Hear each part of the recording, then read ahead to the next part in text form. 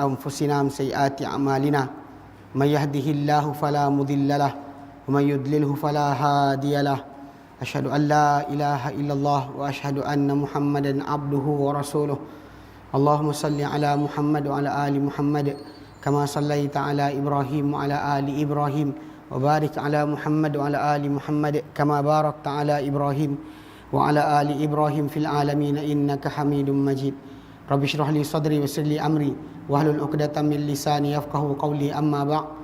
Alhamdulillah, kita bersyukur kepada Allah Ta'ala kerana kita berkumpul lagi, InsyaAllah menyambung kelas yang kita yang kita telah mulakan. Itu berkenaan dengan tajuk Tathhirul I'tiqad an Adrar Ilhad, penyucian i'tiqad daripada kotoran ilhad.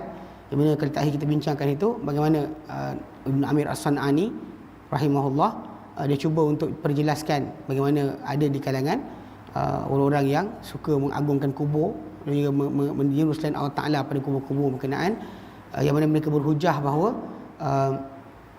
orang ramai dah terima perbuatan mereka sebagai benda yang tak salah, sebab orang diam tak tegur, dia kata. Jadi Ibn Amir As-San'ani bawakan dua contoh. Contoh pertama yang dibawakan adalah berkenaan dengan pengutipan cukai yang dibuat oleh harta dalam tanah haram. Dia kata benda berkenaan adalah salah. Kita ada zakat, bila ada zakat, cukai tak boleh kan, bahkan itu adalah cara pengambilan harta dengan batil, dia kata. Dan kemudian dia bawakan juga contoh kedua berkenaan dengan bagaimana dulu Kaabah Musyarrafah, pada Kaabah tu ada binaan-binaan ataupun tempat kedudukan untuk solat bagi mazhab yang berlainan. Sedangkan benda berkenaan adalah, dia kata, tidak patut berlaku, dan bahkan memang syaitan seronok sangatlah tengok perbuatan berkenaan. Kita pecahkan saf umat Islam hanya kerana berlainan mazhab. Sedangkan para sahabat Nabi, kita terangkan itu, diorang boleh bercanggahan pendapat, tak setuju dengan satu sama lain dari segi masalah pengertian sabda Nabi SAW, tapi mereka tak buat jemaah baru, tak buat. Umar tak buat kan, Ibn Mas'ud tak buat, semua tak buat, walaupun diorang tak setuju. Macam contohnya kisah Ibn Mas'ud bila perbuatan Uthman bin Affan, dia solat 4 rakaat ketika berada di Arafah. Sepatutnya di Arafah, ketika yang Nabi SAW buat solat ketika itu adalah dua zuhur, 2 asar. Abu Bakar pun buat 2 zuhur, 2 asar kan. Umar pun 2 zuhur, 2 asar. Dan Uthman dia buat 4 zuhur, 4 asar. Jadi ketika ditanya pada Ibn Mas'ud, dia tak setuju. Maka bila orang tanya dengan dia macam mana, dia kata inna lillahi wa inna ilaihi raji'un. Jadi istirja'. Tapi bila orang tanya dengan dia, engkau solat berapa? Dia kata aku solat 4 ikut Uthman. Dia orang kata kenapa tak buat jemaah baru? Dia kata tak boleh, Nabi tak izinkan. Dia kata imam dijadikan untuk diikuti, tak boleh kita buat jemaah baru. Kat sini tengok cara macam mana mereka beradab dengan arahan Nabi SAW. Tak bersetuju boleh, tapi tidaklah membuat jemaah baru. Hatta bila dalam hadis Nabi SAW yang Nabi nyatakan berkenaan akhir zaman nanti akan ada para pemimpin yang melewatkan solat daripada waktunya, dilewatkan solat daripada waktu yang sepatutnya. So Nabi kata dengan para sahabat kata apa kami patut buat? Nabi kata solatlah kamu di rumah kamu pada waktunya, kemudian solat bersama mereka sunat. Mana apa yang lepas tu kalau orang datang buat jemaah, datang juga. Nabi tak izinkan mereka buat jemaah baru. Solat sendiri-sendiri pada awal waktu di rumah, lepas tu datang masjid untuk solat bersama dengan imam pemerintah yang pada zaman berkenaan. Walaupun kita tak setuju, tapi kita diajar untuk buat jemaah baru. Jadi bila berlaku macam ni di Mekah tu kan, kita terangkan yang berakhir tahun 58, solat berlainan imam di Masjidil Haram tu dihentikan oleh Malik Abdul Aziz, raja kerajaan Saud yang kedua. Jadi dia yang larang dan stop, tak ada dah. Sampai sekarang alhamdulillah kita tengok imam satu je. Kalau dia kata kita pergi ke sana sebelum tahun 58, imam lain-lain. Syafi'i lain, ini lain, tak ada siapa akan solat. Jadi dia kata kat sini, dia bawa contoh berkenaan untuk tunjukkan macam mana para ulama zaman dahulu tengok benda berkenaan tapi diam. Diam tu bukan maksud mereka setuju. Dia kata itu asal. Dia kata tak boleh kita katakan benda berkenaan disukai ataupun diredai oleh imam-imam tadi. Diorang tengok benda mungkar tapi diorang tak tegur, mungkin ada sebab dia. Kerana apa?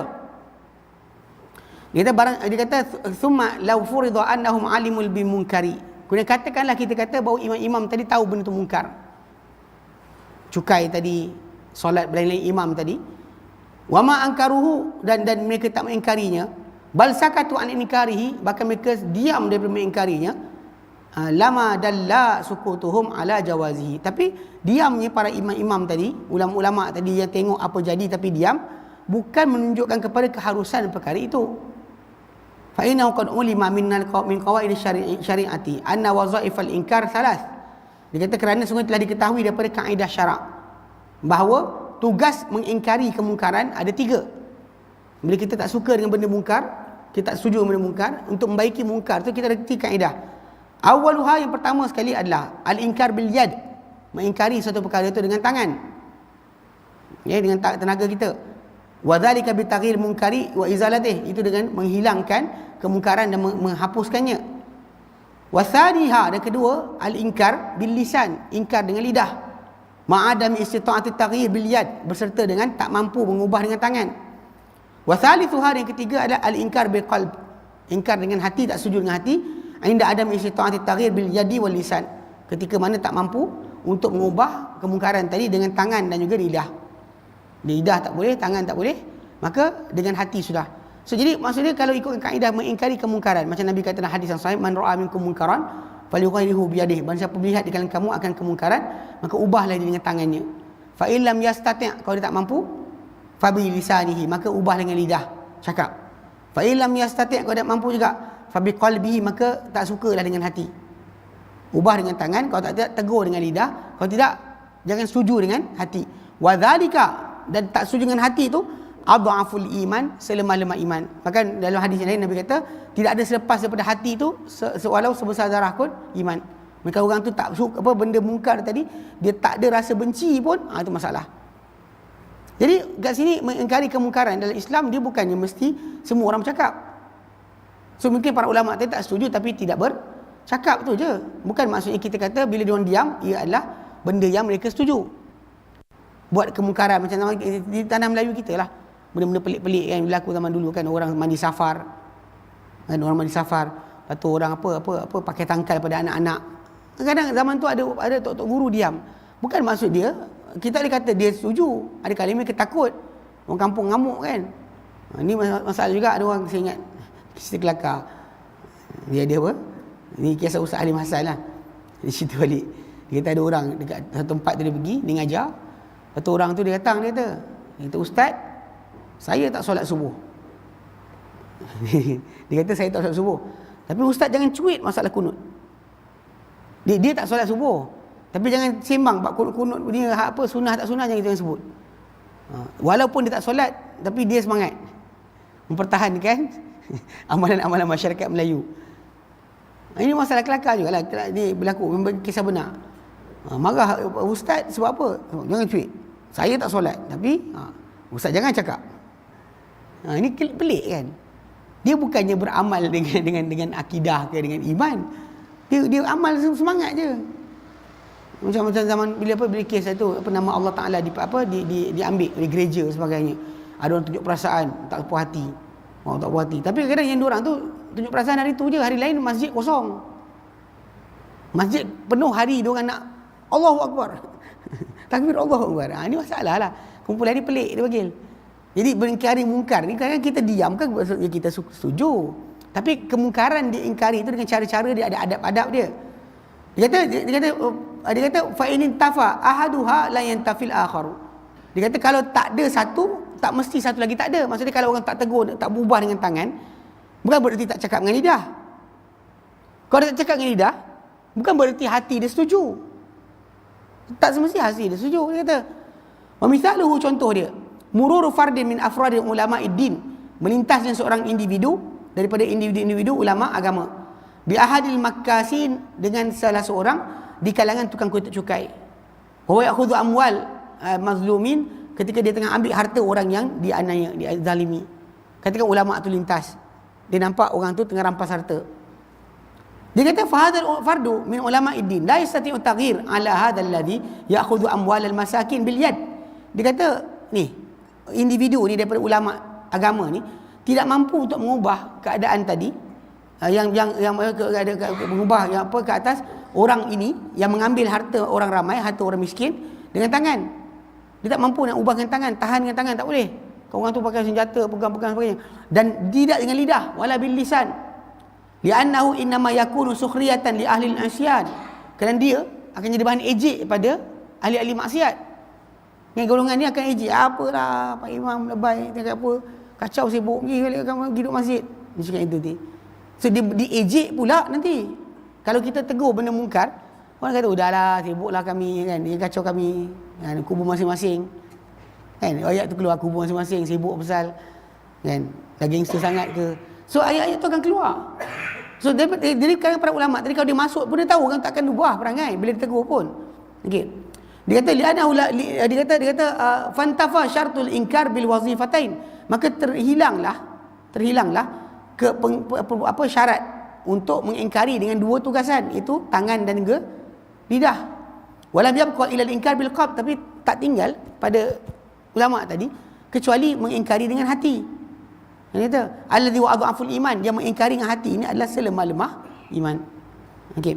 Fayajibu ala man ra'a dhalika al-alima. Dia kata maka wajib kata siapa lihat orang alim tersebut sakitan al-inkar, yang diam daripada mengingkari, ma'a musyahadati ma ya'khudhu dhalikal jabbar, berserta dengan apa disaksikan oleh dia daripada apa yang diambil oleh orang yang perengus tadi, orang apa gangster tadi. Dia kata ayat takidah, orang yang nampak orang alim tu diam, dia hendaklah beriktikad annahu ta'adzzaru 'anil inkar bil yad wal lisan, bahawa dah tak diberi dapat alasan dah, okey, diberikan keuzuran ke atas ulama tadi untuk mengingkari dengan tangan dan lidah. Kena pula apa ulama tadi dah tua kan, tolak jatuh. Jadi macam mana nak bertegur dengan tangan? Kalau muda bolehlah nak mempertahankan dengan tangan, dengan tenaga, tapi dia tua dah. So kita tak boleh kata dia diam maksud dia setuju. So, ini yang berlaku sekarang bila orang tu buat kan, dah lama dah atuk nenek kita buat, tak ada orang pun tak kata tak boleh. Macam apa berlaku di Indonesia yang solat tarawih atau qiyam Ramadan 7 minit 23 rakaat. 7 minit. Dia orang kata apa bila ditemu ramai oleh televisyen? Kami telah membuat perkara ini lebih 300 tahun. Islam yang datang lagi tua daripada agama, daripada 300 tahun tu. Dan 1000 berapa ratus tahun dah lepas awal lagi. 1400 tahun. Apa salah pula dia nak kata tak ada siapa tegur pun? Kalau salah kenapa ada? Macam tu. Ini biasa masyarakat kita macam tu. Tak ada mufti cakap apa pun, tunggu mufti cakap. Padahal dia tahu dah benda salah. Kan benda-benda batil ni kadang kita macam Nabi kata dalam hadis yang sahih, al halalu bayyinun wal haram bayyinun. Yang halal tu jelas, yang haram pun jelas. Di antara haram dengan halal tu ada perkara syubhah yang tak diketahui oleh banyak manusia. Kalau bab berkenaan tajuk ini, bab berkenaan contoh ke kubur tadi kan, pengagungan kubur, tak ada siapa akan sangsi ia salah. Tak ada siapa rasa macam salah ke minta kau mati tu, dia kan wali. Mana ada orang akan pelik. Bahkan memang kita ditujukan dalam agama ni untuk menyembah hanya Allah. Dan sembahan kita yang terbesar kepada Allah Ta'ala ada doa, pergantungan, pengharapan kepada Allah. Macam mana mungkin orang tersebut tak faham lagi benda ni sangat jelas. Tapi banyak orang dia macam buat tak faham. Salah ke? Salah ke? Dia kata salah ke? Takkanlah salah. Tapi orang tak cakap apa, semua diam je. Ini pernah sekali jadi kes lah. Dia apa? Memanglah bagi saya memang perkara tersebut mungkin apa dia orang yang tak menegur tu, dia yang tak tegur tu dia diam sebab dia mungkin tak nak panjang cerita. Kerana ada orang ni kita cakap banyak dengan dia tak faham. Dia satu kumpulan dekat Malaysia ni. Dia waktu tu dia datang, dia jemput ustaz yang terlibat dengan sunnah ni datang ke pejabat. Ketika perjumpaan tersebut, kita tak ada pun datang untuk kononnya mengiyakan apa program dia buat. Tapi dia buat jugalah program dia rupanya dia pula sangka kita datang kita setuju dengan perbuatan dia. Ini masalah dia. Jadi ketika duduk tu, first thing first yang pak cik ni dia cakap apa? Dia kata kita ni kalau belajar sunnah gaduh. Saya rasa patut kita belajar Quran je dulu. 2-3 tahun Quran. Lepas tu masuk sunnah. Sebenarnya tuan-tuan, kalau tuan-tuan belajar Quran tanpa sunnah, tuan-tuan nak faham apa? Bila Allah kata aqimus solah, tuan-tuan tak tengok sunnah, tuan-tuan nak solat macam mana? Atuz zakat. Apa harta zakat? Kena bayar zakat. Allah Ta'ala kata, setialah, aufu bil uqud, setia dengan janji-janji. Apa perjanjian yang halal, apa yang haram? Macam kita buat perjanjian kan untuk orang tu. Yang halal haram macam kita tak tahu. Kalau tak tengok pada sunnah, kita akan tahu. Jadi bila lain dah ramai tu, saya tengok yang lain kan, ada yang tua dia saya, ustaz yang tua dia diam. Tak cakap apa. Ya saya cakap, saya kata minta maaf, saya kata orang tu datuk kan. Datuk, saya kata salah bila datuk cakap yang tu. 3 tahun, 4 tahun belajar Quran, tak payah belajar sunnah. Saya kata ini sesat. Sesat, orang tu akan sesat. So mana ada pernah Allah Ta'ala turunkan Quran, Nabi datang kemudian. Kan Nabi datang terangkan Quran, bacakan Quran, terangkan hukum sekaligus serentak. Mana ada Nabi SAW datang kemudian 5 tahun kemudian, dah dapat Quran itu kan? Ameh saya terangkan sekarang. Tak ada. Nabi terangkan Quran, dengan Quran tu diterangkan beriringan terus dengan ajaran Nabi. Sebab tu orang tu mustahil boleh nak mengajar. Cuma dia boleh kata kalau orang belajar sunnah ni asyik gaduh dengan orang. Ni mesti ada silap. Mesti ada silap. Sebab apa? Gaduh. Kalau dia kata betul ni tak gaduh. Kita tengok sejarah Nabi SAW duduk kat Mekah. Bukan orang musyrikin kata Nabi pemecah belah keluarga.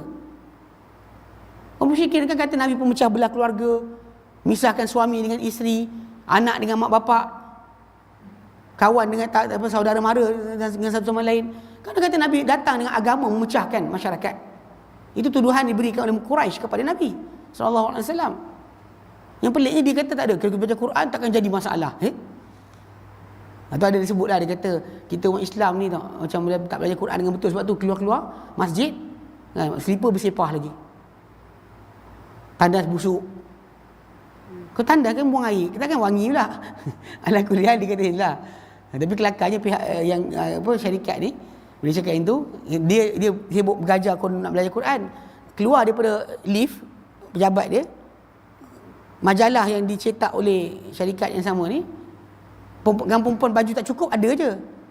Mana mesin cetak Quran, mesin cetak gambar perempuan tak cukup baju. Itu Islam sebenar kot. Semua benda boleh. Dia sibukkan berkenaan dengan selipar, sibuk berkenaan dengan jamban bau, dia lupa berkenaan masalah. Dia cetak tu masih lagi cetak majalah-majalah yang menunjukkan gambar-gambar yang tak elok. Tapi dia boleh kata apa? Belajar Quran, belajar sunnah ni menggaduh. Kalau belajar Quran tak apa. Ini yang sesat sebenarnya. Bagi tahu bahawa memang tak boleh berlaku macam tu. Sebab tu bila tapi saya peribadi saya tahu memang yang apa ustaz yang lain yang tua tu mungkin diam ada sebab lain. Saya tak anggaplah ada orang setuju. Mustahil orang setuju. Tapi kawan kita ni Pak Cik ni, dia sangka semua orang setuju dengan perbuatan dia. Apa dia nak buat program sebagai orang setuju. Quran saja tanpa sunnah. Ini masalah. Jadi macam tu saya kata perhatikan. Kita tengok orang-orang yang lebih tua dari kita, mungkin dia tak cakap apa, dia diam. Mungkin dia SMS balik kat rumah ke. Dia kata apa hal cakap macam ni. Mana tahu dia cakap, wallahualam kan. Tapi kita jangan harap orang cakap depan-depan tu juga. Tapi saya cakap depan tu, saya kata dengan dia, kenapa cakap macam tu kan? Kenapa belajar Quran tanpa sunnah? Mana ada belajar Quran tanpa sunnah? Kan kalau belajar Quran, nak tahu Quran kena tengok sunnah. Pelik kan? Jadi ialah wallahualam. Tapi memang betul pun, memang sepanjang sejarah semua ahli bid'ah, diorang masalah sunnah bukan masalah Quran. Syiah setuju Quran, Qadiani setuju Quran, anti hadis setuju Quran, Quran dia setuju. Jabariyah Qadariyah setuju Quran, Khawarij setuju Quran. Jadi dia ada masalah dengan apa? Sunnah. Dia tak ada masalah dengan Quran. Quran semua pegang. Kumpulan sesat mana pun, IAP dekat Yapan semua sekali setuju dengan Quran. Tapi masalah yang timbul masalah apa? Sunnah. Sebab kalau nak terjemahkan Quran ikut kepala sendiri semua buat. Tapi ikut sunnah ada masalah.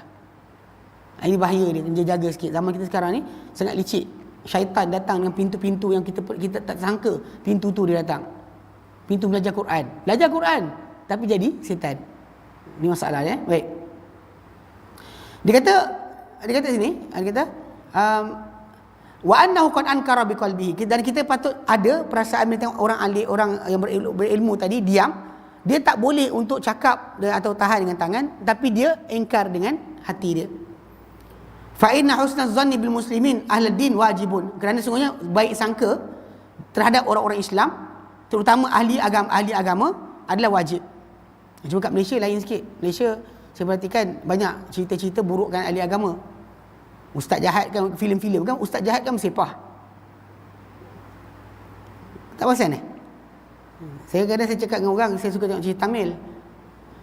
Sebab dalam cerita Tamil, polis jahat, menteri jahat ada. Dan cerita Melayu mana ada? Ni ada cerita Melayu. Polis jahat ada? Mana ada? Menteri jahat ada? Mana ada? Cerita Tamil semua ada. Institusi sahab jahat pun ada kan. Itu biasalah. Jadi kadang-kadang buruk sangka dengan ahli agama, ya. Orang keluarkan movie, filem, memang tak nafikan. Memang wujud manusia macam tu.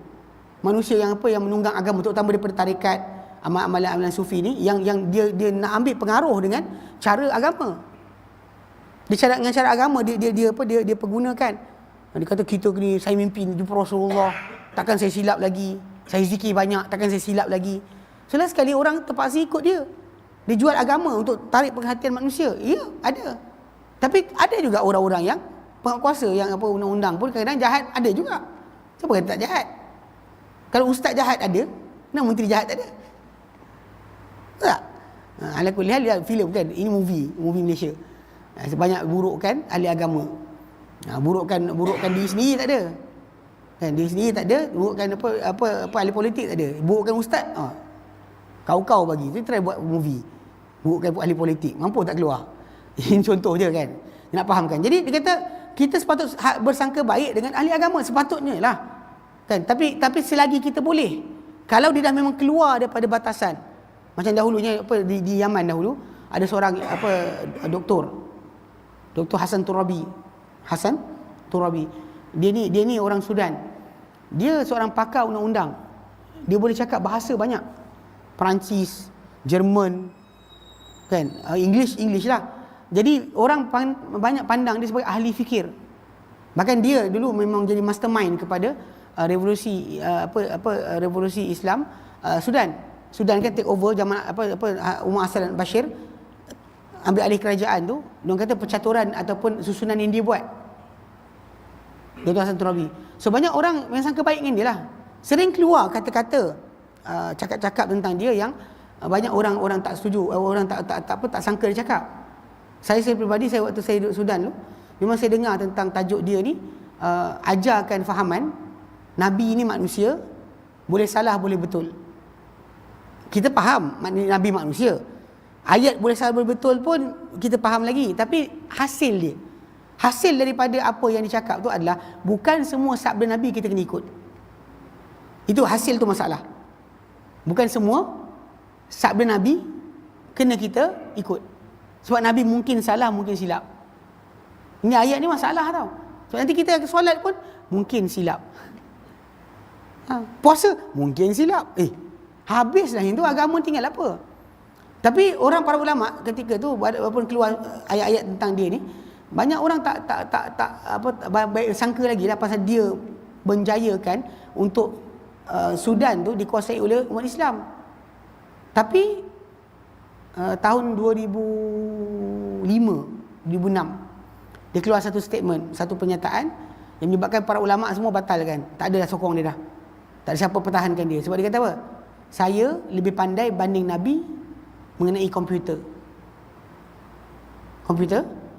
Saya lagi pandai banding Nabi. Gitu. Ini nama dia biadab.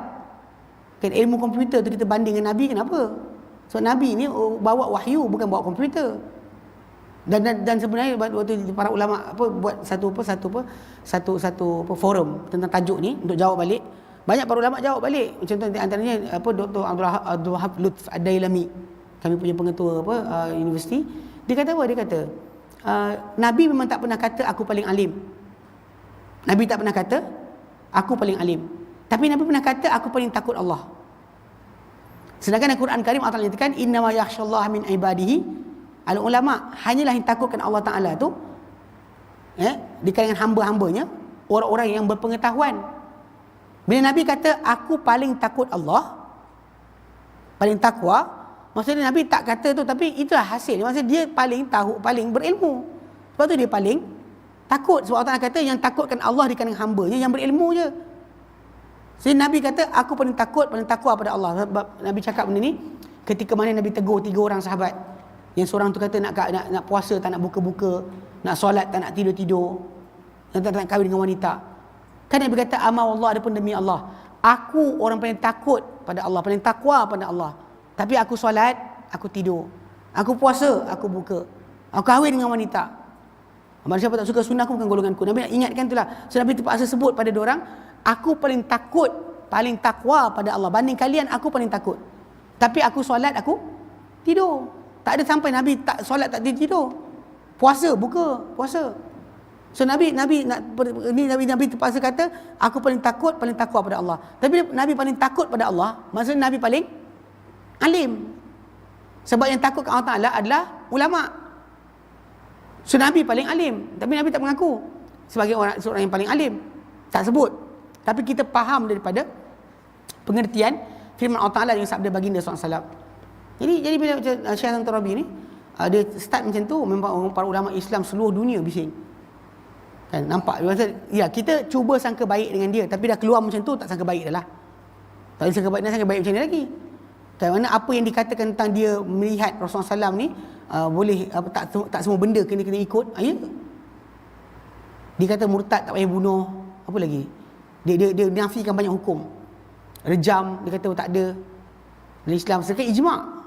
Rejam untuk orang yang berzina, yang telah berkahwin adalah ijma'. Dia kata tak ada. Dia kata tak ada. Dia batalkan hukum murtad, dibatalkan. Ini bahaya dia. Sebab tu bila cuma para ulama pada mula-mula dulu sangka baik dengan dia. Jadi memang kita bersangka baik pada ahli agama ni adalah wajib. Kalau kita tak sangka baik dengan mereka, dan kita semua benda kita sanksi bila nak belajarnya. Kan baca-baca ustaz ajar baca Quran. Alhamdulillah kan. Kita tahu ustaz tipu. Awak nak pandai tang bila? Kan ustaz tu kata baca bismillahirrahmanirrahim. Ustaz biar benar tipu ke? Bila awak nak pandainya? Kan? So menunjukkan bahawa memang kita kata percaya pada ahli agama tu penting. Jadi bila terutama tadi pada berkenaan masalah benda luar batasan keupayaan mereka. Okey, dia kata maka kita mentafsirkan untuk mereka takwil ma lahum ma amkana darbatul lazibin. Kita cuba untuk sesuaikan juga. Maksudnya dia tak cakap mungkin. Kita sangka baik dengan ahli ilmu, ahli agama itu berbaik. Maka dia kata fadakhiluna fi ilal haram. Maka orang masuk ke tanah haram asy-syarif. Wal musyahidun litilkal abnatil syaitaniyah, yang menyaksikan binaan-binaan syaitan. Ini kata Ibn Amir San'ani. Dia kata binaan tu dianggap binaan syaitan lah. Sebab binaan tu tadi allati farraqat kalimatad din, yang memecah belahkan kesatuan agama. So, tak pernah Nabi SAW pecahkan para sahabat untuk jemaah. Hatta perang pun imam satu. Tengah perang, musuh datang, imam kita satu tau. Tak pernah ada imam dua. Hatta Nabi SAW datang masuk saf kan, terlambat, Nabi jadi makmum. Abdurrahman bin Auf pernah sekali solat dan Nabi SAW pergi tandas lama. Diorang ramai rasa takut masa habis, diorang solat. Tengah-tengah solat Nabi masuk. Lepas tu Nabi Abdul Rahman nak undur. Nabi bersyarat teruskan. Lepas tu Nabi masuk dan saf dan Nabi solat sebagai makmum biasa. Nabi kata kalian telah buat benda betul, Nabi kata. Jadi ala kulli hal, dekat situ kita perhatikan tak ada timbul tajuk dua imam. Tak pernah Nabi izinkan berlaku dua imam. Tapi lah bagi siapa-siapa yang ta'assub mazhab, kan celaru berkenaan dengan kefahaman agama, dia akan kata tak apa. Kan Syafi'i solat dulu, lepas tu Hanafi, lepas tu Hanbali, lepas tu Maliki, apa hal? Sebab tu Ibn Amir kata binaan semua adalah binaan syaitan. Binaan syaitan dia kata, yang pecahkan kalimah agama. Wa syattatat salawatul muslimin, dan dia pecah belahkan solat umat Islam. Solat yang seruan dia satu tiba-tiba boleh pecah mazhab lain-lain.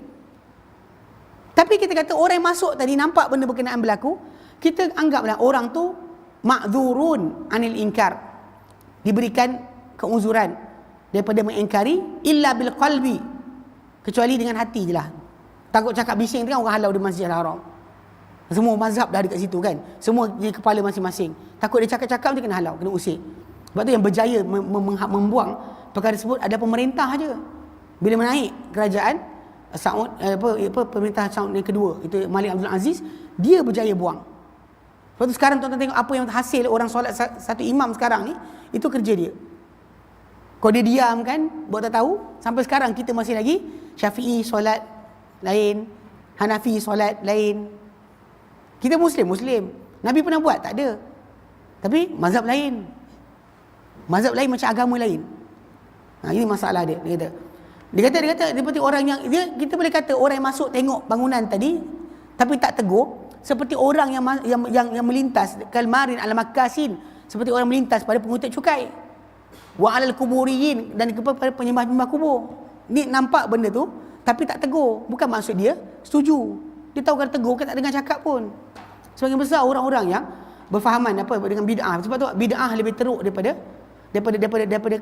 kesesatan biasa. Sebab orang sesat, dia boleh datang dalil, tak ada ruang untuk dia rasa betul. Ahli bid'ah berterusan rasa dia betul. Dia rasakan dia buat benda ni betul. Sebab tu kita nak ajak daripada kebenaran sangat susah. Sebab dia rasa dia buat benda ni Tuhan izinkan, Nabi bagi arahan, Nabi bagi izin. Sebab tu dia terus buat. Sedangkan orang yang sesat tadi mungkin tak ikut agama langsung. Dia bila akhirnya nampak pada dia agama, dia berhenti. Yang ini takkan berhenti.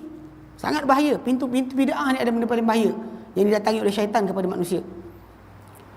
Dia kata wa min huna, daripada sini yu'lamu, diketahui ikhtilalu man istamarra inda a'immatil istidlal min qaulihim fi ba'di ma yastadilluna alaihi bil ijma'.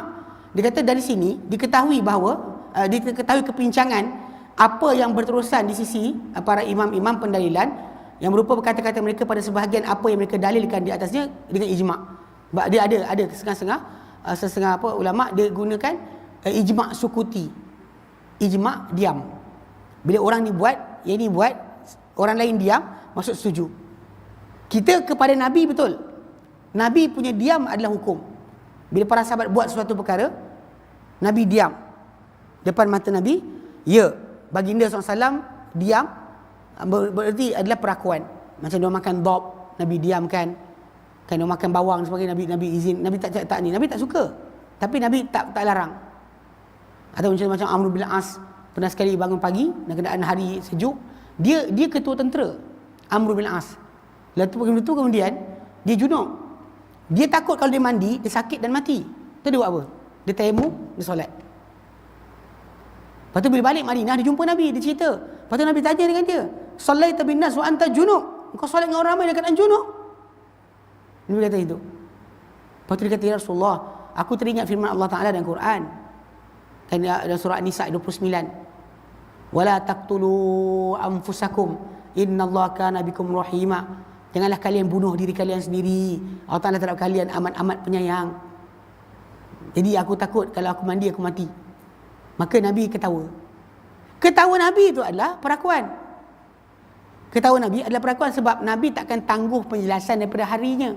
Tak ada jumpa orang tu bulan depan, bulan lepas kau buat ni salah tu. Tak ada. Nabi kata salah depan-depan. Berbeza dengan para sahabat satu sama lain. Berbeza dengan para ulama yang diam, tak nak cakap apa, bukan kerana dia setuju.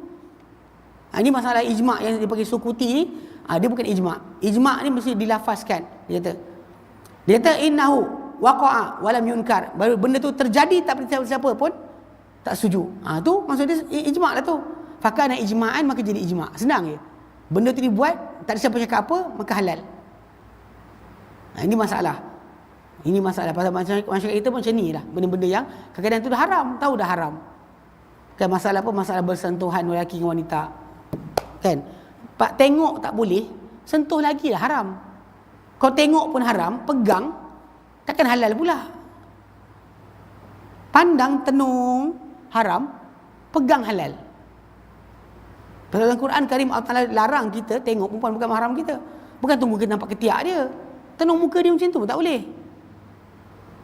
Tenung contoh macam orang tenung bini kita. Orang tu tenung, lepas tu dia kata, "Saya tenung bini saya." Dah, bukan luak pun. Macam mana? Kan salah tu. Kalau tenung tak boleh, pegang macam tu jadi halal pula.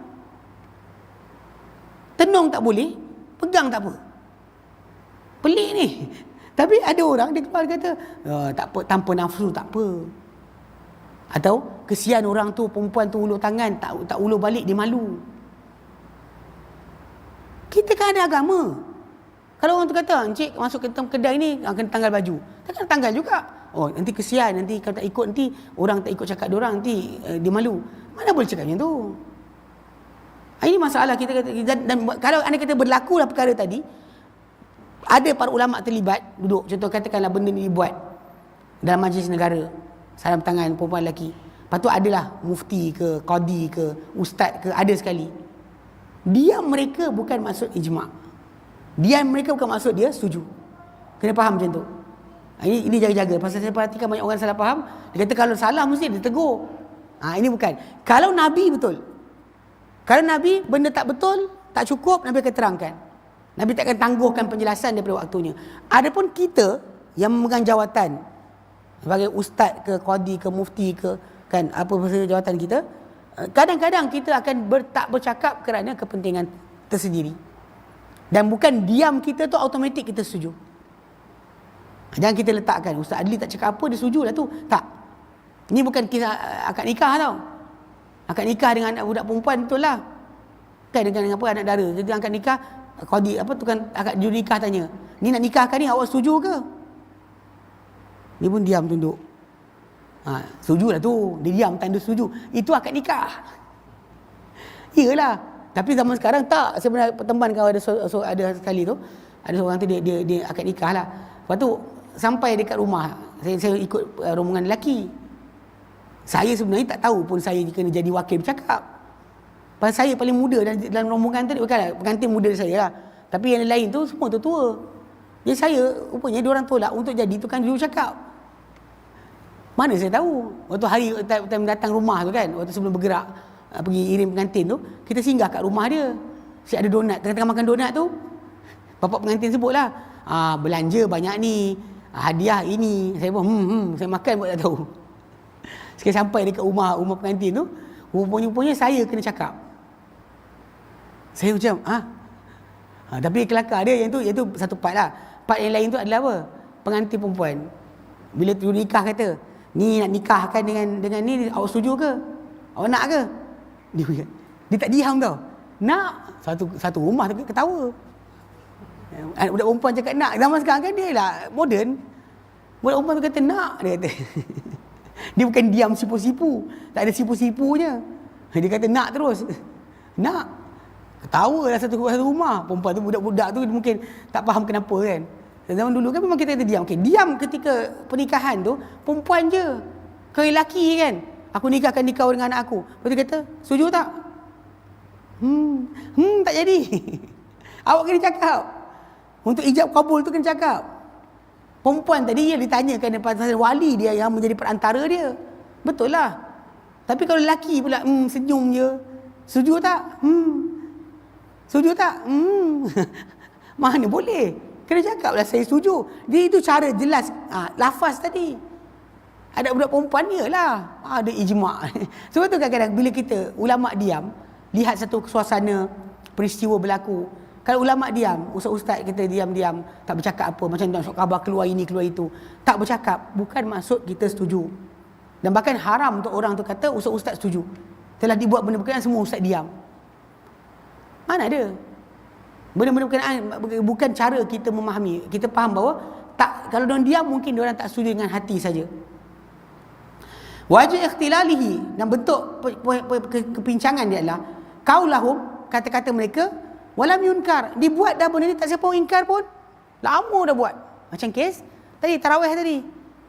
7 minit 23 rakaat. Lama dah kami buat. Dah 300 tahun tidak ada siapa berkata salah. Mana boleh macam tu? Sebab kita bukan berdalilkan dengan orang diam. Orang diam bukan dalil. Kan kita bukan berdalilkan kalau orang diam tu boleh lah tu. Tak, bukan. Ini sangat salah. Ya. Dia kata kerana apa? Dia kata di perbuatan tu adalah rajman bil ghaib. Kita menerpa pada benda ghaib yang dalam hati orang kita tak tahu. Fa innahu qad yakunu ankarathu qulubun kathiratun. Kan sungguhnya benda tu mungkin diingkari oleh hati yang banyak. Semua tak setuju. Ta'adzaru 'alaiha al-inkar bil yad wal lisan, tapi diorang teruzur daripada mengingkari perkara berkenaan dengan tangan dan lidah. Diam mereka bukan maksud setuju. Itu kena pegang. Wa anta tusyahidu fi zamanika annahu kam min amrin yaqa', dan anda sendiri, dia kata, anda saksikan pada zaman anda tinggal hidup sekarang ni, bahawa betapa banyak perkara yang terjadi, lan tunkiruhu bilisanik, yang anda sendiri tak ingkari dengan lidah. Tengok benda tu, kita diam. Bukan maksud kita setuju. Orang buang anak, tak ada kita Astaghfirullahalazim. Kadang-kadang baca kita diam. Soalan, kalau awak diam maksudnya tak setuju?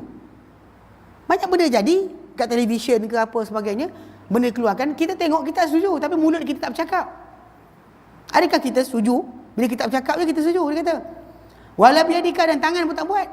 Banyak benda terjadi, tangan kita buat apa? Wa anta munkirun lahu biqalbika, tapi anda mengingkari perkara itu dengan hati anda. Dia kata anda sendiri pun tahu kisah ni. Wa yaqulul jahilu, tapi seorang yang jahil akan berkata, idza ra'aka, iaitu syahiduhu, bila dia lihat anda, menyaksikan dia, tengok dia buat benda bukan-bukan kan, kita diam. Dia kata sakata fulan anil inkar. Dia kata si fulan nampak aku buat, dia diam, dia tak cakap apa. Ini jadi kes. Ustaz tu ada, sebab tu kadang-kadang kenapa sebagai sejumlah besar para ulama dia suruh tinggalkan majlis-majlis yang ada padanya benda bid'ah. Sebab kalau kita ada hadir, maka orang akan kata kita ingkari. Sedangkan sebenarnya kita setuju ya juga dalam hati. Sah. Orang tu buat ramai-ramai kan, nampak macam ada sekali tu syekh kami di Yaman, dia orang jemput pergi datang majlis maulid, baca qasidah-qasidah kan, berzanji tu. Jadi bila dia orang sampai satu peringkat kan, dia orang bangun sallallahu ala, kan dia bangun apa tu marhaban ya dun aini, marhaban jalil husaini. Dia kata Nabi datang. Dia orang bangun tu sebab Nabi datang. Orang Malaysia tak cakap. Baru-baru ni je muncul kisah dia. Dia dulu orang kita bila bangun macam cukur anak kan, sampai chorus satu benda, kita pun dokong baby, kita pun ulur anak tu. Harap-harap Nabi ada pegang sekali. Sebenarnya banyak orang tak tahu, tapi benda ni di Yaman dia isytiharkan bahawa Nabi datang ketika dia buat qasidah. Jadi syekh kita orang ni datang hadir sekali lah, dia orang ajak datang jumpa, dia jumpalah. Tiba-tiba dia tengah-tengah tu majlis, tiba-tiba dia bangun. Syekh ni tak bangun, duduk diam. Kawan sebelah dia, "Hei, bangunlah." "Kenapa?" "Bangun." "Kenapa?" dia kata. "Nabi datang." "Nabi datang." "Mana?" "Dari mana?" "Mana?" Kawan-kawan tu, "Ada Nabi datang." Dia kata. Jadi apa tak? Dia datang hadir, duduk diam kan. Bukan dia setuju pun. Dia tak ada kata, "Hei, jangan buat." Tapi cara nak tegur orang ramai tadi kan, yang percaya Nabi datang ketika qasidah tadi, qasidah dibuat, Nabi datang. Ini benda itu berlaku ni. Dia berdiri bangun tu sebab Nabi datang. Nabi hadir. Bila kata mana? Kawan tu kata, "Aduh dah, tu mana?" Dia kata, dia tak bangun dah. Jadi masa dia suruh datang, bangun sebab apa? Nabi datang. Tapi syekh ni tak setuju, tapi cara dia tak setuju cara apa? Dia cara dia nak sedarkan orang ramai. Azan. Azan dulu Ngulang je lah sini lah kot. Wallahu a'lam. Kita bagi azan dulu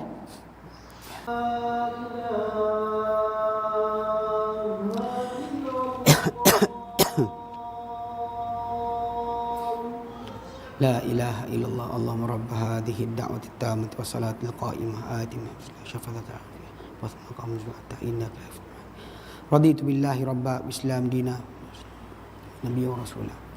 La ilaha illallah wahdahu la syarikalah. Ini maksudnya bagi kita katakan tak boleh kita kata orang tu diam dia setuju. Aku pegang Dia kata kita sendiri pun zaman kita ada benda kita tak cakap. Kita tak setuju tapi tak cakap. Kita tengok tu berjalan kadang-kadang budak-budak muda yang piwit dekat perempuan berjalan kan. Kita tak suka. Tapi kita tak cakap. Mereka cakap jugalah kan, kau buat macam ni kenapa? Atau macam sekarang ni zaman haram hisap rokok dekat restoran. Orang tu hisap juga. Kita tak suka, tapi kita tak cakap, takut bergaduh. Bimbang bergaduh bukan sebab kita tak mampu bergaduh, tapi bimbang jadi masalah banyak. Jadi secara asas ni memang diam itu bukan tanda redha. Pegang tu. Ya. Pasal diorang ni duk pakai, kita buat tak ada siapa cakap apa pun. Dia kata kat sini Dia kata orang tu dia kata sakata fulan anil inkar. Si fulan diam daripada mengingkari. Yaquluhu imma la iman lahu Okay, dia kata itu sama ada kerana mencela terhadap orang tersebut, au muta'assiyan bisukuti, ataupun orang tu cakap macam tu sebab nak mentauladani atau meniru dengan diam tadi. Dengan diam tadi dia kata benda tu halal. Kalau salah takkan dia diam. Kalau tak elok takkan dia tak cakap. Ayat ni biasa keluar kan. Fasukut la yastadillu bihi arifun. Maka perbuatan diam itu tidak digunakan sebagai dalil oleh seorang yang berpengetahuan. Kita tahu orang tu mungkin diam tapi dia tak setuju. Kadza yu'lamu ikhtilalu qaulihim fi istidlal. Demikian juga diketahui kepincangan kata-kata mereka dan pendalilan. Dia kata fa'ala fulanun kadza wa sakata al-baqun. Fakana ijma'an. Kata telah membuat si fulan sedemikian dan orang lain ni ada semua diam. Maka dia jadi ijma'. Ini pincang daripada dua sudut. Pertama, al-ula, da'wa anna sukut al-baqin takrirun li fi'li fulanin. Bahawa diamnya orang ramai tadi adalah perakuan bagi perbuatan si fulan tadi. Satu, lima arafta min adami dalalati sukuti ala takrir. Ya, kerana apa yang anda ketahui bahawa tiada petunjuk daripada diam itu kepada perakuan kecuali Nabi saya sebut tadi. Nabi ya. Nabi SAW ya, ataupun anak dara yang ditanya nak kahwin tak, dia diam. Kan? Itu yang kita kata ya. Adapun yang lain tidak. Kan diam orang tu tak setuju, dia tak setuju. Dia tak setuju tapi tak cakap. Kan ada mesyuarat AJK masjid ke. Ada benda orang tu cadangkan kita tak setuju tapi malah bertekak. Cakap ni sahih gaduh dah ni. Jadi dia diam, buat tahu. Dia kan dia buat salah diam tu setuju. Okey. Dia kata apa? Itu pertama. Wasaniyatu yang kedua, qauluhum kata-kata mereka fakana ijma'an. Kalau orang tu diam, semua diam, seorang buat lain diam, maka ijma' lah. Fa inal ijma' ittifaq ummati Muhammadin. Kerana ijma' ni kesepakatan umat Muhammad sallallahu alaihi wasallam. Wasakitu la yusabu ilaihi wifaq. Sedangkan orang yang diam tadi, kita tak boleh sandar pada dia persetujuan. Wala khilaf, tak juga percanggahan, dia diam. Okey. Hatta yu'riba anhu lisanuhu, melainkan sehingga digambarkan mengenainya oleh lidah dia. Lidah dia cakap bagi tahu. Qala ba'dul muluk, ini contoh. Qala ba'dul muluk. Dia berkata sebagian raja, waqad athnal hadiruna ala syakhsin min ummalihi. Ketika orang-orang yang hadir puji seorang daripada amil dia. Dia ada ambil seorang pegawai ini dipuji oleh semua. Wa fihim rajulun sakitun. Tengah ramai-ramai itu ada seorang lelaki diam. So raja kata apa? Malaka la taqulu kama yaqulun. Kenapa kau tak cakap macam dia cakap? Macam mereka cakap. Lelaki tu kata apa? Qala in takallamtu khalaftuhum. Kalau aku bercakap, aku canggah diorang. Jadi aku diam. Diorang semua kata baik, bagus. Kau ni diam. So raja kata, asal kau diam? Kenapa tak cakap macam orang lain? Dia kata kalau aku bercakap, aku canggah semua orang.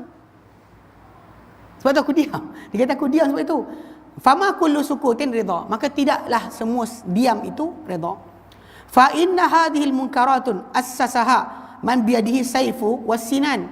Sebenarnya kemungkaran-kemungkaran yang kita lihat, binaan kubur ke, masjid ke, kubah ke dan sebagainya, diasaskan oleh sesiapa yang di tangannya ada pedang dan gigi.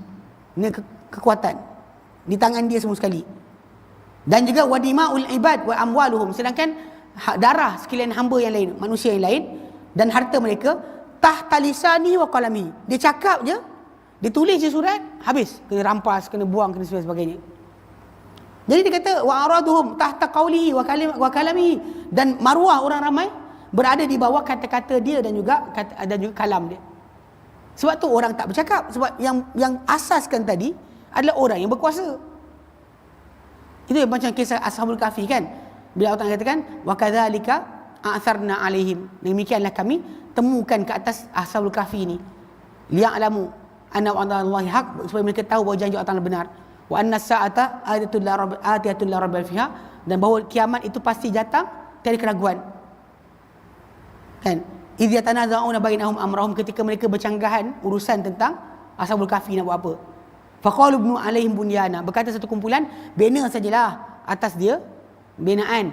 Rabbuhum a'lamu bihim, Tuhan mereka lebih tahu tentang diri mereka, tak buat binaan lain pun tak apa. Kan buat binaan biasa dah lah. Qala alladzina ghalabu ala amrihim, berkata orang-orang yang menguasai kata urusan mereka, lanattakhidanna alaihim masjidah, kami pasti ambil pada kubur Ashabul Kahfi ni masjid. So yang biasa membuat perkara ni adalah yang berkuasa. buat kubah ke, buat ini ke, berkuasa. Kalau dia kata pihak berkuasa macam tadi kan, kita kata sebut bila kerajaan Saud naik, dia robohkan. So senyaplah. Dulu yang buat siapa? Raja-raja juga.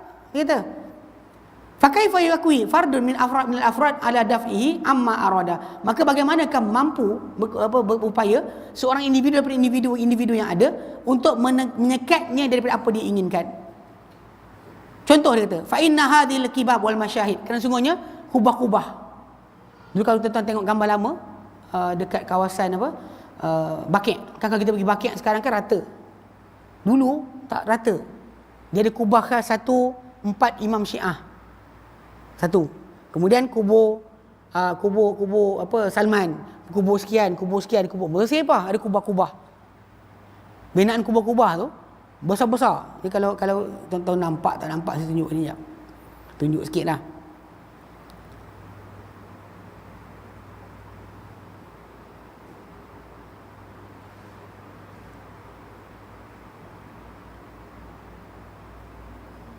Okey, dia gambar lama dia. Tuan-tuan tengok Saya tunjuk sikit. Boleh aku nampak dari jauh. Gambar lama dia macam ni.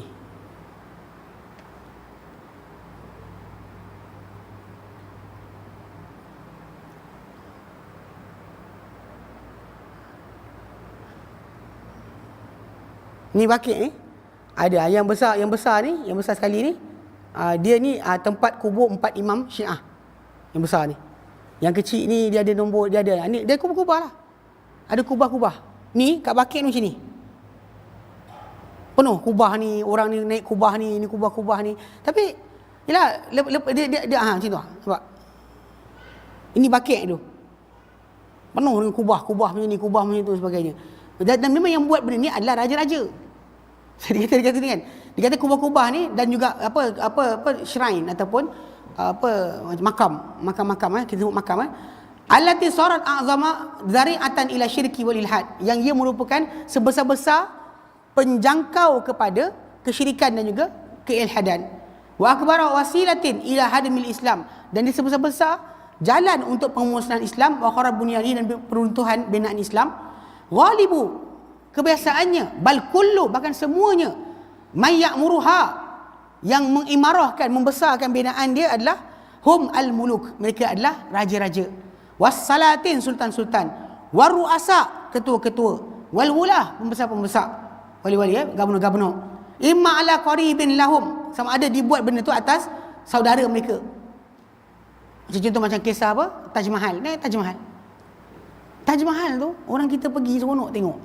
Saya sebenarnya Taj Mahal tak patut dilawat pun. Dikubur. Bukan masjid. Taj Mahal tu bukan kubur, bukannya masjid. Kubur. Mana raja tu dia bina pada kubur isteri dia, konon sayang sangat buat binaan. Mengamalkan masa bunyi lama dan nyawa orang ramai. Lepas siap bangunan, dia bunuh semua sekali yang buat. Supaya tak boleh lagi dibina bangunan macam tu. Mana binaan tu, binaan kubur. Tapi dia lepas tu anak dia take over, ambil alih kuasa, letak dalam penjara, yang penjara tu tengok ke arah kubur bini tu. Anak dia sendiri buat. Kan? Tapi alhamdulillah tengok, tuan-tuan bayangkan. Orang kita, pasal dia raja. Dia bina kubah tadi kan, kita macam, tapi raja nak bagi, nak macam mana? What? Antara raja India zaman dulu. Syah benda tak? Saya tak ingat nama apa. Tapi yang kita fahamkan memang bangunan Taj Mahal tu yang orang banggakan sebagai cantik, indah sebagainya kan, dibina dengan pembunuhan beribu-ribu pembuat binaan. Kerana apa? Dia tak nak supaya orang boleh buat bangunan macam dia. Dahsyat kan? Tapi ini kisah benar. Tapi yang buat raja yang buat, pemerintah yang buat, bukan orang biasa. Sama ada ke atas kubur orang yang kaum kerabat dia, au ala man yuhsinuna zan fihi min fadilin, ataupun ke atas kubur yang orang-orang mereka sangka baik daripada orang-orang yang utama, au alimin atau orang yang alim, au sufi atau orang sufi, au fakir. Fakir ni gelaran dekat India, geng-geng yang muslim tapi tak nak kahwin, tak nak ada harta, fakir. Macam dulu macam Sai Baba, yang dia kan guru Nanak tu kan, dia belajar dengan sufi. Yang ni belajar dengan sufi muslim lah, dia panggil fakir. Tak mandi, tak sekian, ni balut badan dengan apa, pakai baju tak cukup. Ada ini dia yang kata sebagai fakir. Ataupun syekh, ataupun kabir, seorang yang pembesar. Yang dia kata yang kubur ni tadi lepas dibina, yazuruhun nasul ladzina ya'rifunahu ziyaratal amwat. Permulaan ketika mana dibina binaan tadi, orang ramaikan ziarah kubur tadi macam ziarah orang-orang mati biasalah. Min duni tawassulin bihi, tanpa ditawassul kepada kubur tersebut. Wala hadfin bi ismihi, tanpa bisikkan nama dia. Tak ada syekh, wali tolong aku, tak ada. Permulaan ziarah macam kubur biasa. Bal yad'u lahu, bahkan orang yang mula-mula mendoakan untuk si mati. Allahumma ighfir lahu warhamhu wa'afihi wa'fu anhu. Ini doa kita untuk orang yang mati. Wa yastaghfirun, dan bahkan mereka minta ampun untuk orang mati tadi. Hatta, namun begitu, sehinggalah yang qarida man ya'rifuh, pupus dah orang generasi pertama yang kenal si mati tadi. Second generasi masalah dia. Dia kata datang kemudian dia kata yang berikutnya. Dia kata sehinggalah habis siapa-siapa mengenal dia, wa aktsaruhum, ataupun kebanyakan mereka. Fayati man ba'dahum, lalu datang orang selepas kumpulan pertama tadi yang sezaman dengan orang yang mati tersebut. Fajidu qabran qad syuyyida alaihi albina, lalu mereka dapati satu kubur yang telah dibina di atasnya binaan, dikukuhkan. Wasurijat alaihi syumu', dan dinyalakan padanya pelita-pelita, lilin. Yang lilin kan, macam tuan tengok gambar apa kubur Jalaluddin Ar-Rumi, ada serban, ada lilin besar, bukan lilin kecil macam ni lilin besar tu dia bakar kat kubur tadi untuk dinyalakan supaya orang datang tengok. Bahkan ada orang ingat itu kubur Rasulullah. Kubur Rasulullah tak ada tutup apa-apa Kubur Rasulullah rata macam tu. Dia tinggi sikit je. Kubur Rasulullah macam ni. Lepas tu Abu Bakar dia sebelah kan. Rasulullah, Abu Bakar, Umar. Lepas tu bila kita bagi salam Rasulullah kan, kita bagi salam Rasulullah kat sini. Abu Bakar kita bagi salam kat sini, Umar kita salam kat sini. Sebab kepala dia orang macam tu. Kepala Nabi atas kiri, kepala Rasulullah SAW sini. Kemudian Abu Bakar bawah sikit. Lepas tu kita bagi salam kat situ. Tu kubur tu ada 3. Dalam bilik tu ada 3 kubur. So mana ada petak lah, kotak lah, lilin lah, mana ada. Tapi orang kita tu, ni kubur Rasulullah, simpan kat rumah pula. Letak gambar ni kubur Rasulullah. La ilaha illallah syarikalah. Tipu. Kena tipu bukan bulat-bulat. Jadi dia kata tapi lah, dia kata dia dibina kan, dinyalakan lilin, wa furishat bil firashil fakhir, dan dihamparkan dengan hamparan yang mewah. Wa urqiyat alaihi sutur, dan dilabuhkan padanya tabir-tabir. Wa urqiyat alaihi al-awrad wal zuhur, dan dilempar padanya mawar-mawar dan juga bunga-bungaan, campak-campak bunga, campak mawar kat situ. Fa ya'taqidu anna dhalika, maka orang yang kemudian ni datang, ya'taqidu, dia kata dia menyangka, dia merasakan itu linafa'in, dibuat benda tu kerana satu manfaat. Au lidaf'i darrin, atau kerana nak elakkan satu kemudaratan. Fayatihi wa yatihi sadanah, maka datanglah penjaga kubur lepas tu. Yakdzibuna 'alal mayyiti annahu fa'ala wa fa'ala. Dia punya ceritalah, ni orang kubur ni dulu buat ini, orang susah panggil nama dia tolong, dia sekian gini kan. Ketekannya kubur lah cerita kelentong tadi. Sebab dia jaga kubur tu supaya orang datang bagi apa? Sumbangan. Malam kan dikutip, masuk poket, besok dia buat lagi. Dia bersihkan, serius. Macam kalau tuan-tuan tengok atau kubur Imam Syafi'i sendiri pun dekat Mesir macam tu. Ada orang kata ada tapak lah kerana Rasulullah datang kat situ lah, macam-macam. Rasulullah datang di kubur Imam Syafi'i, ada tapak kaki. Iya, entah siapa, entah jatuh kaki tergelam, dia kata nak Rasulullah punya kaki kan. Ini masalah. Dia kata ada orang nak sangka, dia kata wa anzala bi fulan darara, bahawa mayat ni kubur ni, dia kata kena kepada si fulan tu cakap macam-macam, kena mudarat. Au bi fulan nafa, orang tu datang doa minta sembuhkan anak dia, sembuh. Dia kata hatta yaghrisu fi jibillatihi kull batilin, sehinggalah mereka tanam pada tabiat perangai asal orang-orang yang datang tu kepada apa? Kepada semua yang batil. Semua batil. Letakkan kebatilan pada orang-orang berkenaan. Walihada, kerana ini, walihadzal amr, kerana perkara ini, sabata fil ahadits nabawiyah, telah sabit dalam hadis-hadis Nabi, Al-la'nu 'ala man asraja 'alal kubur. Laknat ke atas siapa-siapa yang menyalakan pelita, menyalakan lilin pada kubur. Tapi dibuat juga. Nabi laknat. Wa kataba 'alaiha, dan tulis kat kubur pula. Catat pula inilah sekian sebagainya. Wa bana 'alaiha, dan bina atas kubur. Syekh ada pula kata, tapi ustaz, ada orang kata boleh bina kalau kubur tu tanah persendirian. Yang tak boleh kalau tanah awam.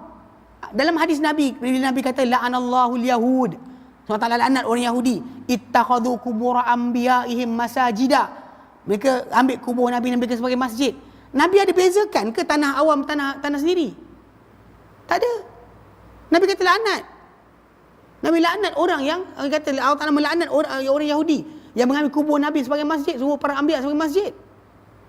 Nabi larang bina atas kubur. Nabi kata ke, kubur yang aku larang ni tanah persendirian je, tanah awam.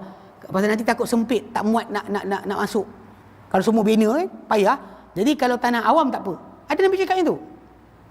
Tak cakap pun, tapi kenapa kita letak kan? Nabi lah, ada syekh cakap boleh. Nabi tak besar. Nabi SAW punya sabda tak besar. Kan? Dia kata dan wa hadis zalika wasi'atun ma'rufah, dan hadis-hadis tentang perkara itu luas dan juga sedia diketahui. Jangan kapurkan.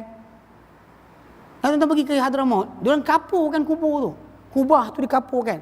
Bila kapur, ketika hari tengah panas macam sekarang ni kan, orang datang dari jauh, kapur tu pantul balik cahaya matahari, bersinar kubur tu. Orang datang dari jauh, kan, nampak kubur. Masjid tak? Masjid tak penting. Yang penting kubur. Sangat bahaya. Kan? Gimana buat kubur? Nabi larang kapurkan. Jangan bina, jangan kapurkan, jangan tulis atasnya. Buat juga. Alasan dia, ada ulama kata, ini tak boleh kalau tanah awam. Kalau tanah persendirian tak apa. Nabi cakap ke macam tu? Adakah tujuan Nabi SAW kata jangan bina tu supaya jangan sempit kawasan kubur? Tak. Nabi kata sebab jangan elakkan, jangan sampai dibuat syirik. Sampai orang datang ke kubur untuk minta macam-macam. Dan sampai sekarang kita tahu memang ramai orang pergi ke Hadramaut, pergi kubur. Kau pergi belajar. Kubur wali ni, kubur wali tu. Tapi tengok sampai sekarang tak ada wali. Siapa yang pergi pun. Tak ada tiba-tiba datang kan. Kan dia cakap tu jadi. Tak ada pun. Umat Islam selamat. Lepas mana kubur wali-wali ni diziarahi, umat Islam di Palestin dapat negara. Di Syria selamat. Bashar Assad jatuh. Tak ada. Tak ada. So apa benda faedahnya kubur-kubur tadi? Okey. Dia kata fa inna dzalika fi nafsihi manhiyun anhu. Kerana perkara itu sendiri dilarang daripadanya. Thumma huwa zari'atun ila mafsadatin azimah. Dan kubur tu sendiri dibina pun salah. Dia pula bawa kepada apa? Menjangkau kepada kerosakan yang lebih besar. Fa in qulta, jika engkau kata hadza qabru Rasulillah, ini kubur Rasulullah. Nanti orang bincang kubur Rasulullah kan ada kubah. Nanti kita bincang. Masa akan datang insya-Allah. Tajuk berkenaan kubur Rasulullah ni, siapa yang bina kubah atau kubur Rasulullah? Siapa bina? Tahun bila dibina? Kan? Kenapa sampai sekarang tak dirobohkan? Apa sebab? Okay, baik, nanti kita bincang nanti insya-Allah pada masa akan datang. Baik. Wallahu a'lam. Ada soalan? Tak ada. Wa sallallahu ala sayyidina Muhammad sallallahu alhamdulillahirabbil alamin. Subhanaka wa bihamdika asyhadu an la ilaha illa anta astaghfiruka wa atubu ilaik. Assalamualaikum warahmatullahi wabarakatuh.